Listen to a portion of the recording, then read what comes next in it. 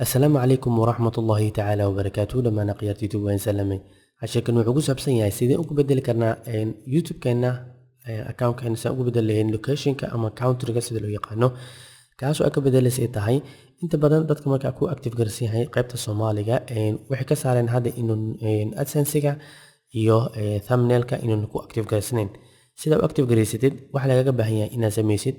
ina ka bedesho wadanka Soomaaliya ama wadamada ka bilowgareysan yahay oo loogu talagalay inuu asaasi ka shaqeeyo ayaad iska xiraysaa kadibna ku shaqeynayaan marka aan ku tuso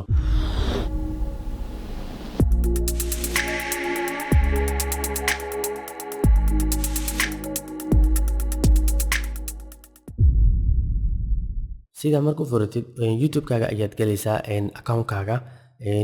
Gmail kaaga iyo username password kaaga isticmaalaysaa login ayaad ku sameynaysaa kadib marka login ku sameeysid ayaa ku soo baxayso waa ku dhufanaysaa kadib waxa ka doonaysaa Creative Studio ayaad ka dooranaysaa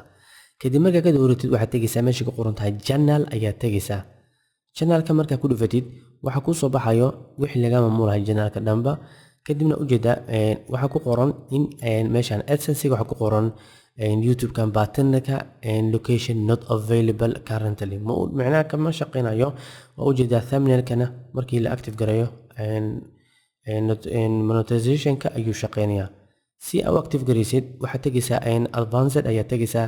kadibna country ayaad ka bedelaysaa wadan kale ayaad ku bedelaysaa ana hadda Egypt ayaan joogaa Egypt ayaan ku bedelayaa kadibna waxaan leeyahay meesha hoose ayaan tagayaa kadibna waxaan leeyahay save wadan kale ayaad ku bedeli kartaa adiga addresskiisa haduu marka AdSense-ga ku leeyahay AdSense-ga rabtid inaad furtid go addresskii xagga wadan kale ku bixi kartaa wax dhib ma lahan kadibna waxaad tagaysaa meesha ku qoran tahay status and further ayaad tagaysaa kadib u jeedaa markaan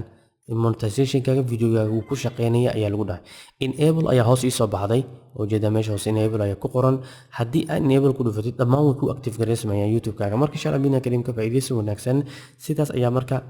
thumbnail kaaga iyo waxyaabo badan ayaa taqriban badan ku darsaleed waxaana inta ay ku kaaga furan yihiin marka insha Allah bina karim salaam alaykum wa rahmatullahi ta'ala wa barakatuh wa jazakumullahu khairan